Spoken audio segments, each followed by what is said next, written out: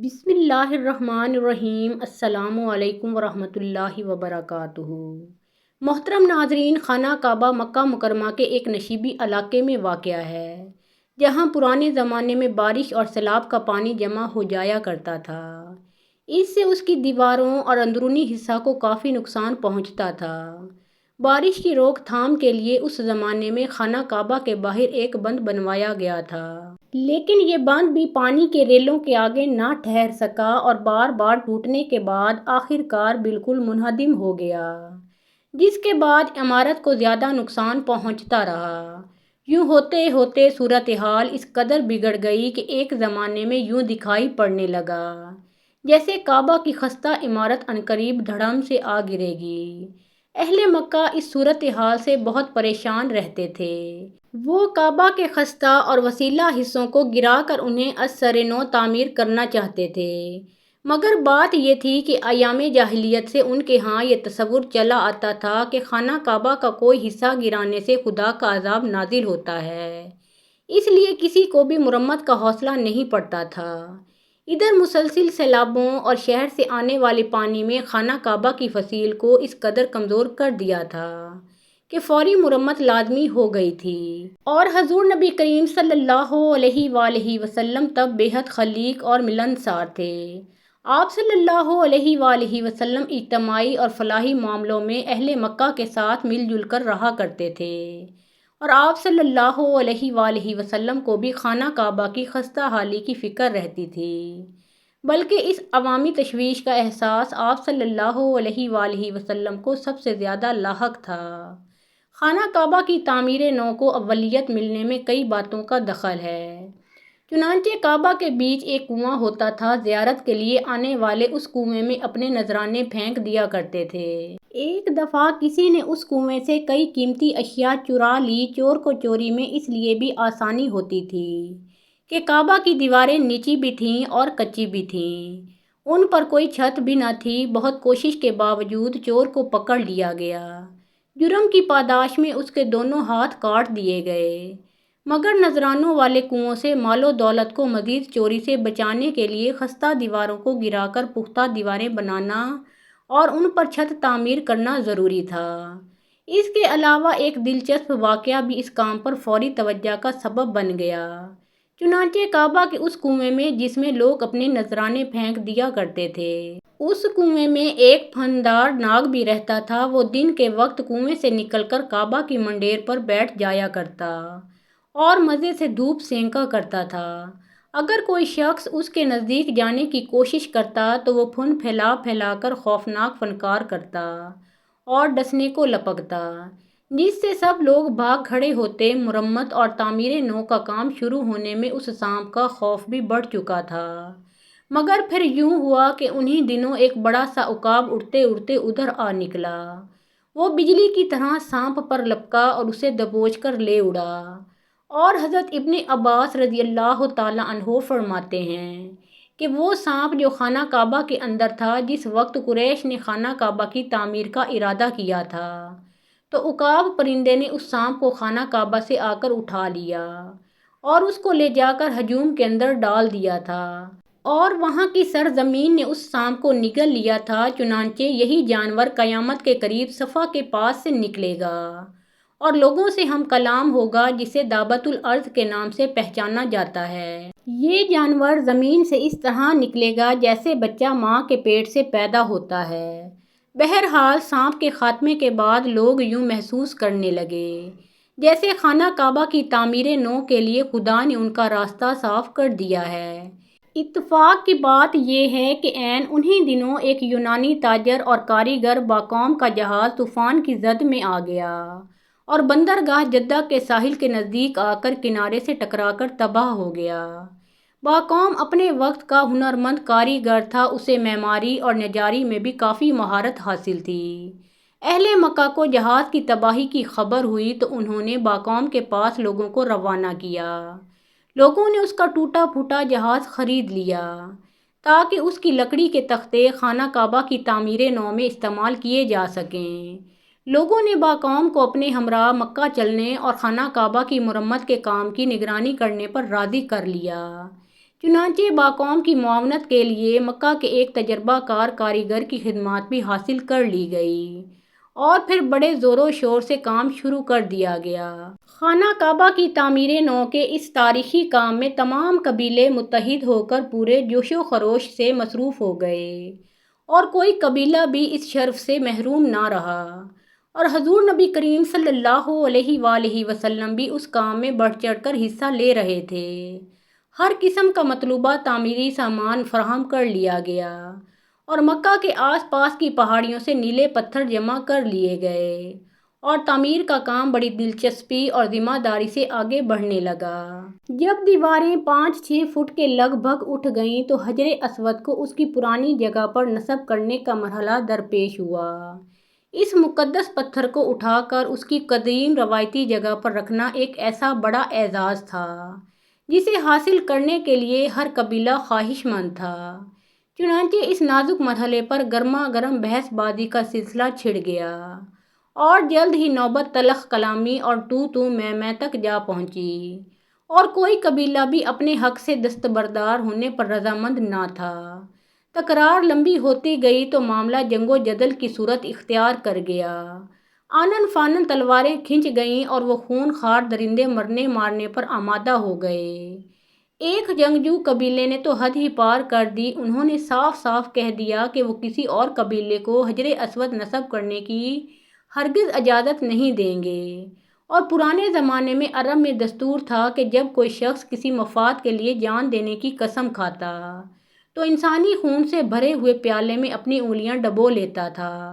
چنانچہ اس وحشی قبیلے کا سردار خون سے لبالب کٹورا خانہ کعبہ میں اٹھا لایا، اور قبیلہ کے سب تندو تیز نوجوانوں نے خون میں ہاتھ ڈبو کر عہد کیا کہ اگر کسی اور قبیلے نے حجر اسود نصب کرنے کی جرأت کی تو وہ سب کے سب کٹ مریں گے۔ غرض کے پورے 4 دن تناؤ اور تصادم کی یہ خوفناک کیفیت لوگوں کے اعضاء پر بری طرح سوار رہی، اور یوں دکھائی دیتا تھا کہ قتل و غارت کا سلسلہ کسی وقت بھی سارے مکہ کو اپنی لپیٹ میں لے سکتا ہے۔ چنانچہ قریش کا ایک بوڑھا سردار بہت دانشمند اور ذہین تھا، وہ چاہتا تھا کہ حجر اسود کا ہنگامہ کسی خون خرابے کے بغیر طے ہو جائے۔ چنانچہ اس نے مشورہ دیا کہ کل صبح جو شخص کوہ صفا والی جانب سے سب سے پہلے خانہ کعبہ میں داخل ہو اسے امیر مان لیا جائے، اور حجر اسود کو نصب کرنے کے بارے میں پھر جو بھی وہ فیصلہ دے اسے تمام قبیلے حتمی طور پر تسلیم کر لیں گے۔ بوڑھے سردار کی تجویز پر سب کا اتفاق ہو گیا۔ چنانچہ دوسری صبح سب لوگ خانہ کعبہ کے باہر بیٹھ کر بے تابی سے انتظار کرنے لگے کہ کوہ صفا کی طرف سے سب سے پہلے کون شخص اندر داخل ہوتا ہے۔ خدا کی قدرت دیکھیے کہ اس صبح جو شخص اس جانب سے سب سے پہلے خانہ کعبہ میں داخل ہوا وہ حضور اکرم صلی اللہ علیہ وآلہ وسلم ہی تھے۔ حضور اکرم صلی اللہ علیہ وآلہ وسلم کا احترام تو سب ہی کرتے تھے، بلکہ یہاں تک کہ اصل نام پکارنے کی بجائے آپ صلی اللہ علیہ وآلہ وسلم کو وہ لوگ احتراماً صادق و امین کے معزز ترین ناموں سے پکارتے تھے۔ چنانچہ یوں ہی آپ صلی اللہ علیہ وآلہ وسلم خانہ کعبہ میں داخل ہوئے، ہر طرف خوشی کے نعرے بلند ہونا شروع ہوئے اور لوگ بے ساختہ پکار اٹھے، یہ تو وہی امین ہیں جنہیں ہم خوب جانتے ہیں، ہم انہیں باخوشی اپنا امیر تسلیم کرتے ہیں۔ اور حضور نبی کریم صلی اللہ علیہ وآلہ وسلم موقع کی نزاکت سے بخوبی آگاہ تھے۔ آپ صلی اللہ علیہ وآلہ وسلم نے ارشاد فرمایا، ایک چادر لاؤ، چنانچہ فوری چادر لائی گئی۔ آپ صلی اللہ علیہ وآلہ وسلم نے اسے زمین پر بچھا دیا اور اپنے مبارک ہاتھوں سے حجر اسود اٹھا کر چادر کے بیچ میں رکھ دی۔ پھر تمام قبیلوں کے منتخب نمائندوں سے فرمایا، اب تم سب اس چادر کے کنارے تھام لو اور اسے اٹھا کر اس مقام تک لے جاؤ جہاں حجر اسود نصب ہونا ہے۔ چنانچہ سب لوگ چادر کے کنارے تھامے خوشی خوشی اس مقام پر پہنچ گئے۔ آپ صلی اللہ علیہ وآلہ وسلم نے ارشاد فرمایا، اب اسے زمین پر رکھ دو، اور آپ صلی اللہ علیہ وآلہ وسلم آگے بڑھے، حجر اسود اٹھایا اور اسے مقررہ مقام پر رکھ دیا۔ آپ صلی اللہ علیہ وآلہ وسلم کی اس معاملہ فہمی اور دانشمندانہ فیصلے سے سارے قبیلے بے حد مسرور اور مطمئن ہو گئے۔ حضور نبی کریم صلی اللہ علیہ وآلہ وسلم کی اس دانش مندی سے وہ قبیلے ایک خونخوار خانہ جنگی سے بچ گئے، ورنہ وہ اکھڑ لوگ تو مرنے مارنے کے لیے تیار ہو کر تباہی کے دہانے پر پہنچ چکے تھے۔ وہ جاہل لوگ جو ذرا ذرا سی باتوں پر تلواریں تان کر تصادم کے شعلے میں کود پڑنے کے عادی تھے، بلا عزت اور ناموس کے اتنے بڑے معاملے پر صبر و تحمل اور فہم و فراست سے کیسے کام لے سکتے تھے؟ چنانچہ حجر اسود کے اس مشہور واقعے کو بہت تاریخی اہمیت حاصل ہے۔ دور نبوت میں آپ صلی اللہ علیہ وآلہ وسلم کی یہ حدیث بھی اس واقعے کی طرف ایک لطیف اشارہ ہے کہ آپ صلی اللہ علیہ وآلہ وسلم نے ارشاد فرمایا کہ میں نبوت کی عمارت کا آخری پتھر ہوں، اور حضور نبی کریم صلی اللہ علیہ وآلہ وسلم ہی وہ شخصیت تھی کہ جنہوں نے اہل مکہ کو ان تمام فسادات اور ظلم و ستم سے نجات دلوائی، اور آپ صلی اللہ علیہ وآلہ وسلم نے اہل عرب کو پوری دنیا کے لیے مثالی قوم بنا دیا۔ نبی کریم صلی اللہ علیہ وآلہ وسلم کی ولادت باسعادت عام الفیل میں ہوئی تھی۔ عام الفیل کا مطلب ہے ہاتھی والا سال۔ یاد رہے، عام الفیل یا ہاتھی والے سال کا ذکر قرآن میں سورہ فیل میں بھی ملتا ہے۔ اس سال حبشہ کے مقرر کردہ یمن کے گورنر ابرہہ نے مکہ پر حملہ کیا تھا۔ اس نے اصل میں سنا جو یمن کا شہر ہے اس میں ایک کلیسا یعنی چرچ الکلیس کے نام سے تعمیر کیا تھا، اور چونکہ وہ مسیحی تھا اس لیے وہ چاہتا تھا کہ عرب مکہ جانے کی بجائے اس کلیسا کو مرکز بنائیں۔ جب یہ ممکن نہ ہوا تو اس نے کعبہ کو تباہ کرنے کی ٹھانی۔ ناظرین، آج کی اس ویڈیو میں ہم آپ کو ابرہہ کے اس حملے کا مکمل واقعہ تفصیل کے ساتھ سنانے والے ہیں۔ یاد رہے کہ یہ واقعہ فیل بھی کہلاتا ہے۔ اس واقعہ کو واقعہ فیل کا نام کیوں دیا جاتا ہے یہ بھی آپ کو بتائیں گے، اور اس کے ساتھ آپ کو یہ بھی بتائیں گے کہ ابرہہ کون تھا، اور آپ صلی اللہ علیہ وآلہ وسلم کی ولادت اس واقعہ کے کتنے دن کے بعد ہوئی۔ ناظرین، یہ واقعہ کچھ اس طرح ہے کہ ابرہہ یمن کا عیسائی حاکم تھا۔ حج کے دنوں میں اس نے دیکھا کہ لوگ بیت اللہ کا حج کرنے جاتے ہیں۔ اس نے اپنے لوگوں سے پوچھا کہ یہ لوگ کہاں جاتے ہیں۔ اسے جواب ملا، بیت اللہ کا حج کرنے کے لیے مکہ جاتے ہیں۔ اس نے پوچھا بیت اللہ کس چیز کا بنا ہوا ہے، اسے بتایا گیا پتھروں کا۔ اس نے پوچھا اس کا لباس کیا ہے، بتایا گیا ہمارے ہاں سے جو دھاری دار کپڑا جاتا ہے اس سے اس کی پوشاک تیار ہوتی ہے۔ ابرہہ عیسائی تھا۔ ساری بات سن کر اس نے کہا، مسیح کی قسم، میں تم لوگوں کے لیے اس سے اچھا گھر تعمیر کروں گا۔ اس طرح اس نے سرخ، سفید، زرد اور سیاہ پتھروں سے ایک گھر بنوایا، سونے اور چاندی سے اس کو سجایا، اس میں کئی دروازے رکھوائے، اس میں سونے کے پترے جڑوائے، اس کے درمیان میں جواہر لگوائے، اس مکان میں ایک بڑا سا یاقوت لگوایا، پردے لگوائے، وہاں خوشبوئیں سلگانے کا انتظام کیا۔ اس کی دیواروں پر اس قدر مشک ملا جاتا تھا کہ وہ سیاہ رنگ کی ہو گئیں، یہاں تک کہ جواہر بھی نظر نہیں آتے تھے۔ پھر لوگوں سے کہا، اب تمہیں بیت اللہ کا حج کرنے کے لیے مکہ جانے کی ضرورت نہیں رہی، میں نے یہیں تمہارے لیے بیت اللہ بنوا دیا ہے، لہذا اب تم اس کا طواف کرو۔ نعوذ باللہ، اس طرح کچھ قبائل کئی سال تک اس کا حج کرتے رہے، اس میں اعتکاف کرتے رہے، حج والے مناسک بھی یہیں ادا کرتے رہے۔ عرب کے ایک شخص نفیل خشمی سے یہ بات برداشت نہ ہو سکی، وہ اس مصنوعی خانہ کعبہ کے خلاف دل ہی دل میں کڑتا رہا۔ آخر اس نے دل میں ٹھان لی کہ وہ ابرہہ کے اس عمارت کو گندہ کر کے چھوڑے گا۔ پھر ایک رات اس نے چوری چھپے بہت سی گندگی اس میں ڈال دی۔ ابرہہ کو معلوم ہوا تو وہ سخت غضبناک ہوا، کہنے لگا، یہ کارروائی کسی عرب نے اپنے کعبہ کے لیے کی ہے، میں اسے ڈھا دوں گا، اس کا ایک ایک پتھر توڑ دوں گا۔ اس نے شام و حبشہ کو یہ تفصیلات لکھ دیں، اس سے درخواست کی کہ وہ اپنا ہاتھی بھیج دے۔ اس ہاتھی کا نام محمود تھا۔ یہ اس قدر بڑا ہاتھی تھا کہ اتنا بڑا ہاتھی روئے زمین پر دیکھنے میں نہیں آتا تھا۔ جب ہاتھی اس کے پاس پہنچ گیا تو وہ اپنی فوج لے کر نکلا اور مکہ کا رخ کیا۔ یہ لشکر جب مکہ کے قرب و جوار میں پہنچا تو ابرہہ نے فوج کو حکم دیا کہ ان لوگوں کے جانور لوٹ لیے جائیں۔ اس کے حکم پر فوجیوں نے جانور پکڑ لیے، ان میں عبد المطلب کے اونٹ بھی تھے۔ نفیل بھی اس لشکر میں ابرہہ کے ساتھ موجود تھا، اور یہ حضرت عبد المطلب کا دوست تھا۔ حضرت عبد المطلب اس سے ملے، اونٹوں کے سلسلے میں بات کی۔ نفیل نے ابرہہ سے کہا، قریش کا سردار حضرت عبد المطلب ملنا چاہتا ہے۔ یہ شخص تمام عرب کا سردار ہے، شرف اور بزرگی اسے حاصل ہے۔ لوگوں میں اس کا بہت بڑا اثر ہے، لوگوں کو اچھے اچھے گھوڑے دیتا ہے، انہیں عطیات دیتا ہے، کھانا کھلاتا ہے۔ یہ گویا عبد المطلب کا تعارف تھا۔ ابرہہ نے انہیں ملاقات کے لیے بلا لیا۔ ابرہہ نے ان سے پوچھا، بتائیے آپ کیا چاہتے ہیں؟ تو انہوں نے جواب دیا، میں چاہتا ہوں میرے اونٹ مجھے واپس مل جائیں۔ ان کی یہ بات سن کر ابرہہ بہت حیران ہوا تو اس نے کہا، مجھے تو بتایا گیا تھا کہ آپ عرب کے سردار ہیں، بہت عزت اور بزرگی کے مالک ہیں، لیکن لگتا ہے مجھ سے غلط بیانی کی گئی ہے، کیونکہ میرا خیال تھا آپ مجھ سے بیت اللہ کے بارے میں بات کریں گے، جس کو کہ میں گرانے آیا ہوں اور جس کے ساتھ آپ سب کی عزت وابستہ ہے۔ لیکن آپ نے تو سرے سے اس کی بات ہی نہیں کی اور اپنے اونٹوں کا رونا لے کر بیٹھ گئے۔ یہ کیا بات ہوئی؟ اس کی بات سن کر حضرت عبد المطلب بولے، آپ میرے اونٹ مجھے واپس دے دیں، بیت اللہ کے ساتھ جو چاہے کریں، اس لیے کہ اس گھر کا ایک پروردگار ہے، وہ خود ہی اس کی حفاظت کرے گا، مجھے اس کے لیے فکر مند ہونے کی ضرورت نہیں۔ ان کی بات سن کر ابرہہ نے حکم دیا ان کے اونٹ واپس دے دیے جائیں۔